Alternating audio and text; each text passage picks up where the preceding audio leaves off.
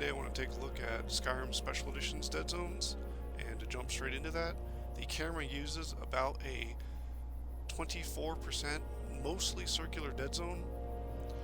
This dead zone isn't quite a perfect circle. It seems to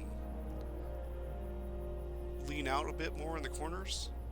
This makes sense because the original Skyrim's dead zone wasn't perfectly circular either. It ended at points in its corners, though much more drastically, so maybe reducing the dead zone like this makes it more circular.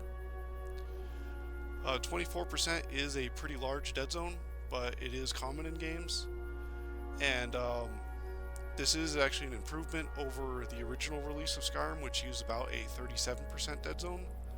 So while it's still large, it is an improvement. Unfortunately, the restricted diagonal regions in the original version still apply here. So if your stick is anywhere in these blue regions, you'll be moving in a perfect cardinal direction. In this case, left, up, right, and down. You need to break into these green regions before you start seeing diagonal movement occur. One interesting thing is the division between these regions is actually functionally dead zone. If you move your stick perfectly to a diagonal like this, the cursor will stop moving.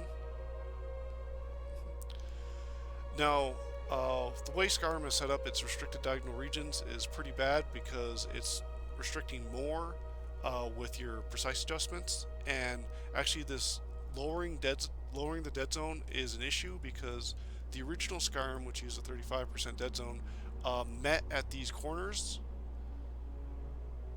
So once you exited the dead zone in the corners, you would immediately get diagonal movement pretty much, for the most part. Lowering this makes, and keeping the same amount of restricted diagonal movement, means that all your precise adjustments only have access to 4 directions. So this is worse than you get with the D-pad or arrow keys. So that adds quite a bit of jank that doesn't need to be here. This game uses an acceleration jump. It's more obvious when reducing the look sensitivity. So you can see once you press the stick fully and back off it, you can see where the threshold is for this.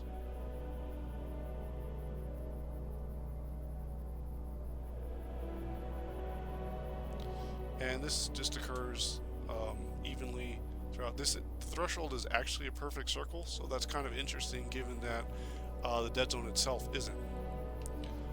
The next thing is Skyrim uses different horizontal and vertical sensitivities. So this is the horizontal sensitivity, and this is the vertical sensitivity. And of course, the acceleration is taken over with these full stick tilt movements. But you can see that the vertical sensitivity is lower, and aside from making it inconsistent for players that want it to be the same, having differing sensitivities like this also changes the diagonal movement. So if you were to push the stick in a 45-degree angle, for example, the angle you get out is much more horizontally biased. So your diagonal movement is actually being changed, and where you're pointing the stick isn't where the cursor is moving exactly. As far as movement, movement uses the exact same dead zone size and shape as the camera, but with the big difference of not restricting any diagonal movement. So you can see that there's a smooth transition when making circles, and I can just wobble right around the axis, and you can see very subtle diagonals being picked up. So why movement is allowed, full diagonal movement, but the camera isn't, is kind of a mystery, especially since, you know, the camera is really what you'll be needing precise adjustments for. The shaded region is the sprint threshold, so your stick has to be within that region before you're allowed to sprint. If you try sprinting before that region, nothing will happen. If you are in the shaded region, then you'll be allowed to start sprinting. Now this entire region, marked by these black lines, including the shadowed region, is the region you have to move the stick out of to stop sprinting, including the... So if you're sprinting and move to the dead zone, of course you stop sprinting. But if you move your stick outside of this region, you stop sprinting too. What's kind of interesting is once you start sprinting, you can move your stick quite low to the axis, and you'll basically do standing runs. And if you move it close enough, it'll start fighting with trying to sprint and move sideways. The way Skyrim sprint works is you move perfectly forward when sprinting, and this can feel a little clunky, especially when you're, pointing in pretty obvious directions. Like this, like I'm moving perfectly forward, but I'm pointing at a very horizontal angle. But once I stop sprinting, I move in the angle I was pointing. Now, of course, that's not too big an issue since most players are going to just be pointing in forward anyway. But now, for the camera, unfortunately, with the camera's issues, this makes camera movement and aiming with the bow or with spells quite a bit clunkier than it needs to be, and this is probably why there's some generous auto aim in the game.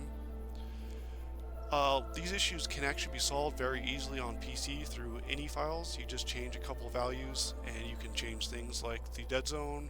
You can customize the amount and remove these restricted diagonal regions. You can customize the amount of acceleration and the horizontal and vertical sensitivities just through simple any tweaks. Of course, I'm showing the console version right now, and you actually do have access to these things too through mods. If someone uploads a mod with those any tweaks, that will apply on the console version, so you can access fixes to these things through that. However, of course, if you use mods, it disables achievements, and you really shouldn't have to disable achievements to access better controls, or get all the achievements before you are able to access that. So something I want to request, even though Skyrim support is long since over, is that Bethesda go in and just change at least the restricted diagonal movement as an official change. It would be nice to get sliders for like the dead zone size, and maybe a toggle for this restricted diagonal region, and sliders for vertical and horizontal sensitivity and acceleration and all that. But just going in and removing the restricted diagonal regions would be a huge plus for the smoothness of the game. But I think that about covers it.